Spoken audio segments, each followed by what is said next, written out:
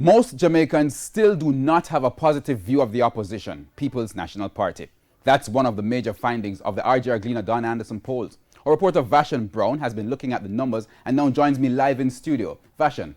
Thank you so much, Herman. Well, while the numbers do not look good for the opposition, it's even a more dismal picture for opposition leader Dr. Peter Phillips. Most Jamaicans gave both the opposition leader and the People's National Party a poor performance rating, and these numbers are pretty similar to last year's poll results. The coronavirus threat. Them have to send away one ship, and at the same time, them have another one come. I don't know how them run this policy. To national security. More persons have been murdered, more persons have been shot, and the fear among ordinary persons continue to get deeper. The parliamentary opposition has been speaking out on a number of issues on the national agenda. Between February 8 and 18, Jamaicans were asked to rate the performance of the opposition. 57% said it was poor or very poor. Only 14% gave the opposition a positive rating. That is, they described the opposition's performance as either good or very good. These figures are not quite different from a year ago, when 56% said the opposition's performance was poor or very poor, and only 17% gave it a positive rating. What's coming out is that clearly the perception of the opposition right now is more negative than positive, and the perception held of the opposition by the younger persons is even more negative than positive than the overall situation. So that needs to be noted. So that the support for the People's National Party right now seems to be coming mainly from persons who are over 45, and particularly so amongst those persons who are in the 65 plus age group. It's an aging support. But how do people view the man who leads the People's National Party, Dr. Peter Phillips? In last year's poll, only 16% of respondents gave the opposition leader a positive rating, meaning good or very good. 60% said his performance was either poor or very poor.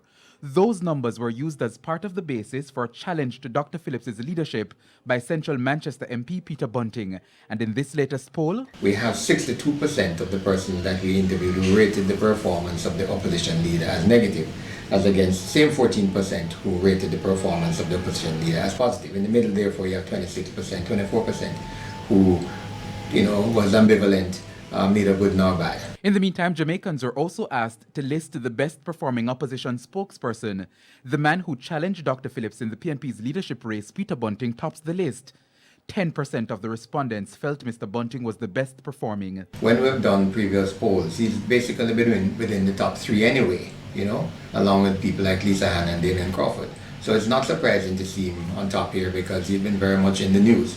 Also, I guess, the fact that he chose to oppose Peter Phillips gave him that kind of national prominence as well a few months back. Damien Crawford, Julian Robinson, Lisa Hanna and Dr. Peter Phillips were also on the list of best performing spokespersons.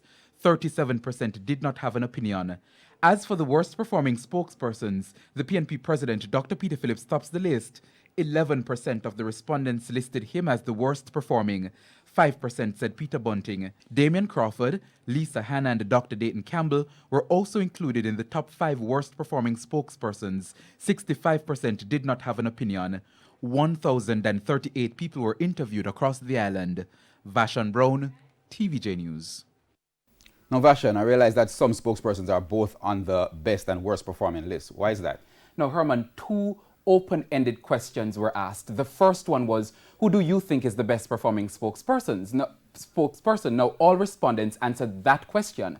Now, when the figures were calculated, 10% said Peter Bunting was the best performing. Now, for the second question, the respondents were asked, who is the worst performing spokesperson? Again, using Peter Bunting as an example, 5% of the people who responded to that question listed him among the worst performing.